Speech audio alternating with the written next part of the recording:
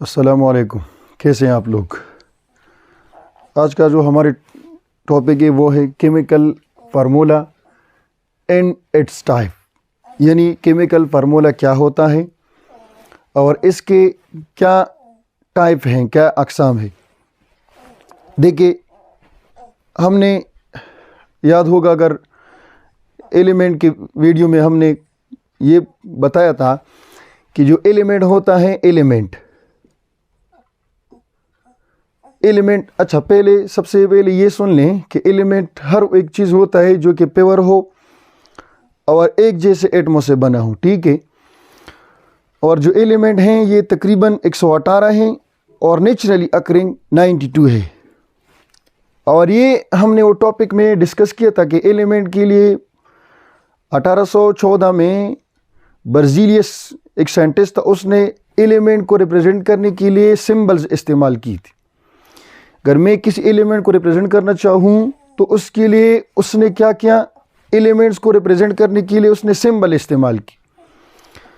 अभी for example hydrogen के लिए उसने H इस्तेमाल किया, ठीक है, हाइड्रोजन। इस तरह ऑक्सीजन के लिए O, नाइट्रोजन के लिए N, सल्फर के लिए S, बास के लिए दो अल्फ़ाबेटिक लेटर्स, एक कैपिटल और एक स्मॉल। फॉर एग्जांपल हीलियम के लिए He, क्लोरीन के लिए Cl, ठीक है, और मरकरी के लिए Hg। इस तरह सिंबल का इस्तेमाल किया गया एलिमेंट के लिए। अभी कंपाउंड चून के एलिमेंट से बनता है, element different element chemically combine होके कंपाउंड बनता है। अभी कंपाउंड के लिए भी तो रिप्रेजेंटेशन की ज़रूरत होती है। कंपाउंड को जिस तरह हम रिप्रेजेंट करते हैं, जिस चीज़ के साथ हम रिप्रेजेंट करते हैं वो होता है हमारे साथ केमिकल फार्मूला, यानी केमिकल का फार्मूला। कंपाउंड होता ही है केमिकल। बाज़ लोग पूछते हैं कि केमिकल क्या होता है। Any compound is called chemical और any chemical is called compound. तो भी यानी ये याद रखिए कि कोई फॉर एग्जांपल वाटर एक क्या है, एक केमिकल है, क्योंकि इसका एक अपना फार्मूला है और ये डिफरेंट एलिमेंट से बना है, ठीक है। तो हम ये कह सकते हैं कि सिंबॉलिकल रिप्रेजेंटेशन, क्या सिंबॉलिकल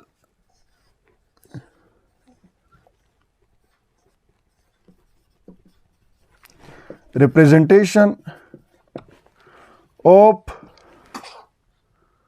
अ कंपाउंड। कंपाउंड का क्या है, सिंबॉलिकल रिप्रेजेंटेशन है। अभी चूंकि कंपाउंड एलिमेंट से बना है तो एलिमेंट के ही सिंबल इस्तेमाल करेंगे, एलिमेंट के सिंबल ही हम इस्तेमाल करेंगे। जिन एलिमेंट से एक कंपाउंड बना है वो एलिमेंट ही हम इस्तेमाल करेंगे। फॉर एग्जांपल वाटर हमारे साथ एक कंपाउंड है,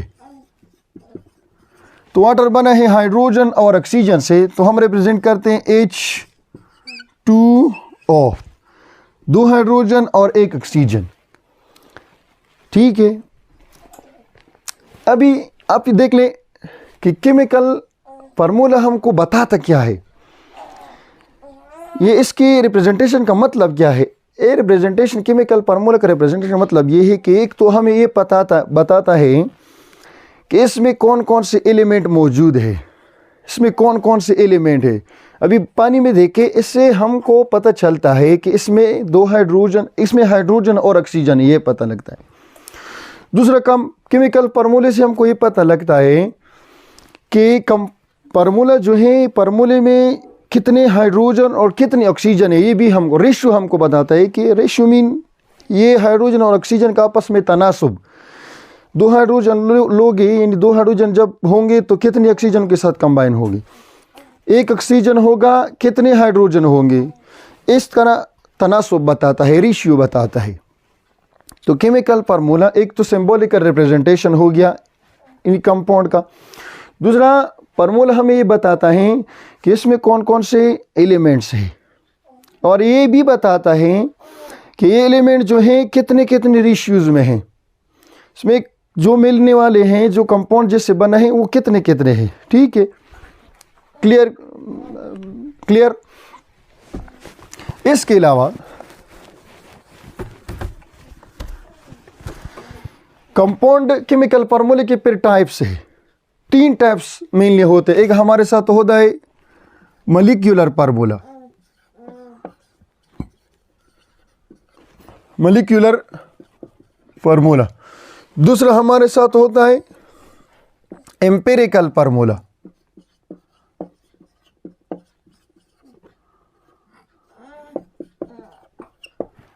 और तीसरा हमारे साथ होता है फार्मूला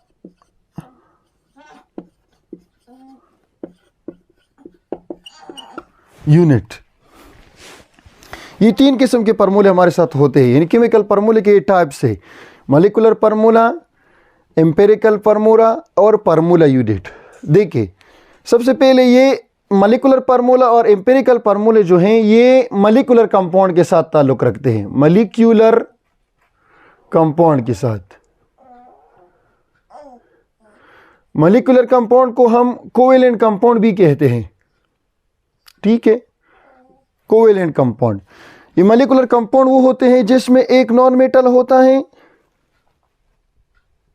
मिलने वाला दूसरा भी नॉन मेटल होता है। तो कोई ऐसा कंपाउंड अगर आप देखें कि जिसमें 2 ही नॉन मेटल हो तो वो क्या होगा, मॉलिक्यूलर कंपाउंड होगा, या उसको हम कहते हैं कोवेलेंट कंपाउंड ब्रॉडली। तो ये मॉलिक्यूलर फार्मूला, एम्पिरिकल फार्मूला तो इन चीज़ों के साथ रिलेटेड। ये फार्मूला यूनिट जो हैं ये रिलेटेड है आयोनिक कंपाउंड के साथ, आयोनिक के साथ।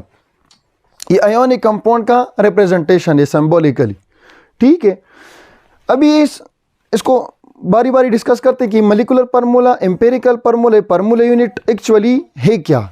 देखिए ये मॉलिक्यूलर फार्मूला जो है, एक मॉलिक्यूलर फार्मूला कंपाउंड का जो है ये एलिमेंट जो कंबाइन हो गए हैं कंपाउंड में उनका एग्जैक्ट रेशियो बताता है, एक्चुअल रेशियो। तो ये देखिए ये जो मॉलिक्यूलर फार्मूला है, मॉलिक्यूलर फार्मूला ये कंपाउंड का एक ऐसा फार्मूला होता है जो कि हमें एग्जैक्ट रेशियो बताता है, एग्जैक्ट रेशियो। और इसके अलावा एक्चुअल रेशियो भी हम कहते हैं, एक्चुअल रेशियो यानी जिन एलिमेंट से कंपाउंड बना है और जितने रेशियो में है एक्चुअली वही हमको बताते हैं मॉलिक्यूलर फार्मूला। फॉर एग्जांपल मेरे साथ H2O ये एक कंपाउंड है और मालूम भी यही है इंस्ट्रूमेंट के ज़रिए कि इसमें 2 हाइड्रोजन और 1 ऑक्सीजन है, तो एक्चुअल रेशियो बताता है। तो ये क्या है, इसका मॉलिक्यूलर फार्मूला है। इसके अलावा बेंजीन का C6H6 ये बेंजीन का फार्मूला है, और बेंजीन एक ऑर्गेनिक कंपाउंड है जो कि हम एज अ सॉल्वेंट इस्तेमाल करते हैं लेबॉर्ट्री में। अभी इस्तेमाल नहीं होता क्योंकि ये कार्सिनोजेनिक है, बेंजीन C6H6, और इसका स्ट्रक्चर बड़ा मशहूर है। ये इसका बेंजीन का रिंग है, डबल बॉन्ड, सिंगल बॉन्ड, फिर डबल बॉन्ड, फिर सिंगल बॉन्ड, डबल बॉन्ड, इस तरह ये इसका क्या है स्ट्रक्चर है। और हर कॉर्नर कार्बन शो करता है, एक और carbon carbon carbon carbon carbon, और इसके साथ एक एक हाइड्रोजन अटैच। तो ये क्या है, बेंजीन का एक स्ट्रक्चर है। तो ये क्या है, इसका क्या है, एक्चुअल फार्मूला है। या हम कह सकते हैं कि C2H2 एसेटाइलिन, एसेटाइलिन जो हम वेल्डिंग के लिए इस्तेमाल, स्टील वेल्डिंग के लिए हम जो गैस इस्तेमाल करते हैं उसका फार्मूला है C2H2। ये भी इसका क्या है, एक्चुअल फार्मूला होता है, ठीक है। तो एग्जैक्ट रेशियो बताता है, जो अपना फार्मूला उसका होता है। ये हमारे साथ क्या है, ये हमारे साथ होता है मॉलिक्यूलर फार्मूला। अभी देखें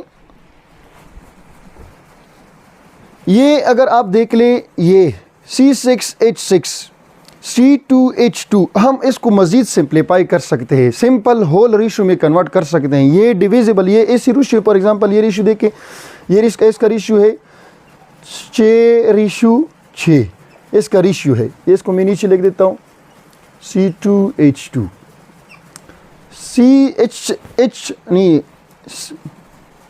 देखिए ये रेशियो देखिए बेंजीन का 6 कार्बन और 6 हाइड्रोजन, इसका रेशियो है। अभी इसको हम मज़ीद सिंप्लीफाई कर सकते हैं एक के साथ, यानी 6 कम 6 और 6 कम 6, इसका रेशियो हो गया 1:1। तो ये फार्मूला इस तरह आएगा CH। ठीक है, तो ये इसका जो फार्मूला है, ये जो फार्मूला निकला, ये सिंपल होल रेशियो बताता है। और सिंपल होल रेशियो जब कोई फार्मूला बताता है तो उस फार्मूले को हम नाम देते हैं एम्पिरिकल फार्मूला। एम्पिरिकल फार्मूला, ये सब फार्मूला जो कि हमको क्या बताता है, सिंपल होल रेशियो। और ये is not the actual formula, ये एक्चुअल और एग्जैक्ट फार्मूला नहीं होता, ये एक्चुअल फार्मूला नहीं होता। ये देखिए, ये फार्मूला देखिए, CH3COOH विनेगर का फार्मूला है, सरका एसिटिक एसिड। इसको अगर मैं बाई नंबर लिखूं तो ये इस तरह होगा C2H4O2। तो ये क्या है, ये एसिटिक एसिड का मॉलिक्यूलर फार्मूला है। क्या है, मॉलिक्यूलर फार्मूला। इसको हम अगर रेशियो, इसका रेशियो निकाले 2:4:2, तो ये सिंपल रेशियो नहीं है, इसको हम डिवाइड कर सकते हैं। देखिए 1:2:1, 2 पे तकसीम किया, 2 एकम 2, 2 दूनी 4, 2 एकम 2, तो ये रेशियो। अभी इसका जो फार्मूला बनेगा वो ये होगा CH2O। ये जो फार्मूला है, ये इसका क्या है, एम्पिरिकल फार्मूला। यानी ऐसे फार्मूला जो कि एग्जैक्ट रेशियो ना बताए, वो हम हमारे साथ क्या होगा, वो होगा हमारे साथ एम्पिरिकल फार्मूला। अच्छा, इसका क्या होगा, इसका भी CH होगा, जिस तरह बेंजीन का है। इस बेंजीन और एसिटाइलिन का एम्पिरिकल फार्मूला सेम है। बहुत से कंपाउंड है जिनका सेम है। ठीक है, देखिए ये जो वाटर का फार्मूला है, अभी इसमें कंफ्यूज होंगे कि ये मॉलिक्यूलर फार्मूला है या एम्पिरिकल फार्मूला है। तो मॉलिक्यूलर फार्मूला का डेफिनेशन अगर देख ले इस पे, तो एक एग्जैक्ट रेशियो बताता है, या हम कह सकते हैं कि ये एक्चुअल रेशियो बताता है। तो ये एक्चुअल रेशियो है इसका 2:1, यानी 2 हाइड्रोजन 1 ऑक्सीजन, ये एक्चुअल रेशियो है। और जो हमको एक्चुअल रेशियो बताता है वो हमारे साथ होगा मॉलिक्यूलर फार्मूला। लेकिन एम्पिरिकल फार्मूला ये है कि सिंपल होल रेशियो बताता है, या इज़ नॉट एक्चुअल फार्मूला, ऑप्टनली, अक्सर ऑप्टनली। तो देखिए ये जो H2O है, ये इसका, ये आप पानी का, ये एम्पिरिकल फार्मूला है, मॉलिक्यूलर फार्मूला। तो एम्पिरिकल फार्मूला देखिए, ये एम्पिरिकल फार्मूला है, मॉलिक्यूलर फार्मूला इसलिए है कि एक एग्जैक्ट रेशियो है। और ये एम्पिरिकल फार्मूला है क्योंकि इसके सिंपल रेशियो है। सिंपल, ये हम और तकसीम नहीं कर सकते, ये इसको हम और सिंपल नहीं कर सकते। ठीक है, तो ये इसका मॉलिक्यूलर फार्मूला भी है, मॉलिक्यूलर फार्मूला, और ये इसका एम्पिरिकल फार्मूला भी है, दोनों है। बहुत से कंपाउंड ऐसे हैं जिनका एम्पिरिकल फार्मूला और मॉलिक्यूलर फार्मूला सेम होता है। बहुत से कंपाउंड ऐसे हैं जिसके एम्पिरिकल फार्मूला और केमिकल फार्मूला, यानी एम्पिरिकल फार्मूला और मॉलिक्यूलर फार्मूला सेम होता है। बहुत से कंपाउंड है। फॉर एग्जांपल ये देखिए CH4,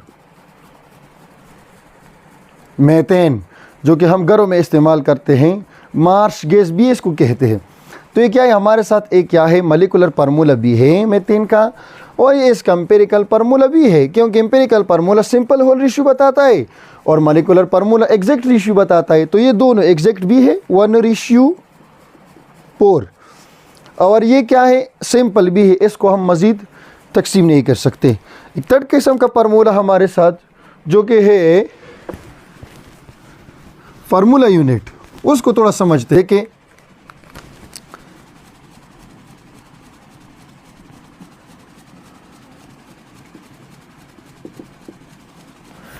फार्मूला यूनिट, मैंने बताया कि formula unit is the unit chemical formula of ionic compound.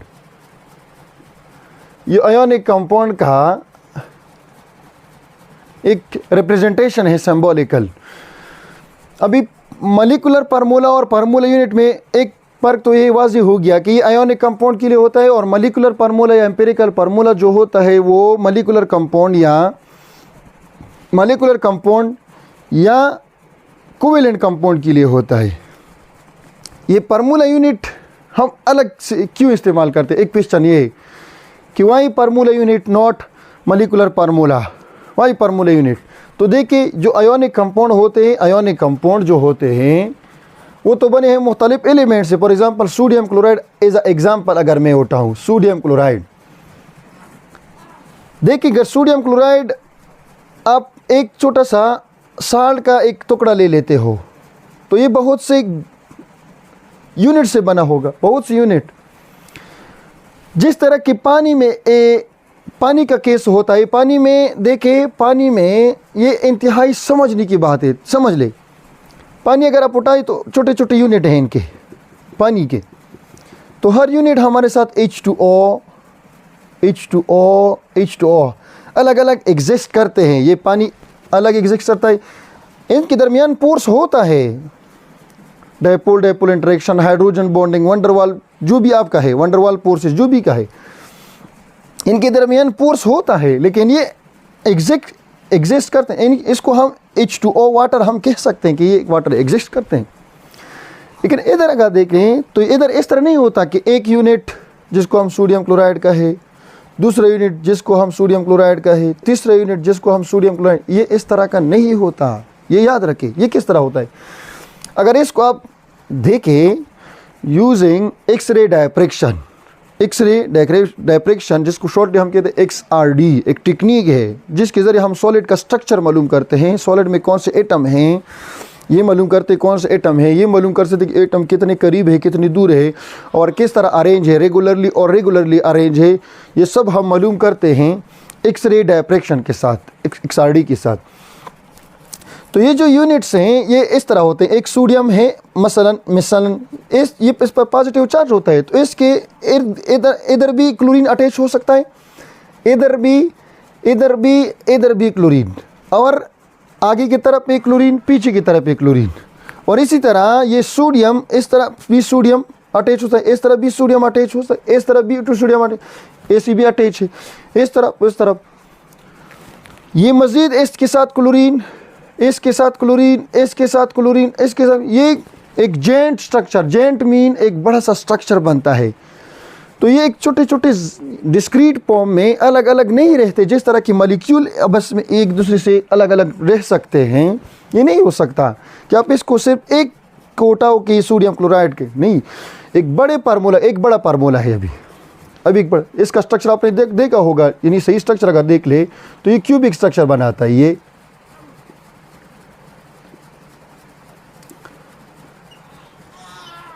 इधर कॉर्नर पे, ये कॉर्नर है, इधर पे सोडियम, तो इस तरह इधर क्लोरीन, इधर क्लोरीन, इधर क्लोरीन, इधर क्लोरीन, तो इस तरह अटैच है, इधर सोडियम, इधर सोडियम, इस तरह अटैच है आपस में, एक क्यूबिक स्ट्रक्चर बनाता है। ठीक है, तो इस बड़े फार्मूले का एक छोटा सा यूनिट को हम कहते हैं फार्मूला यूनिट। तो formula unit is actually the formula of ionic compound.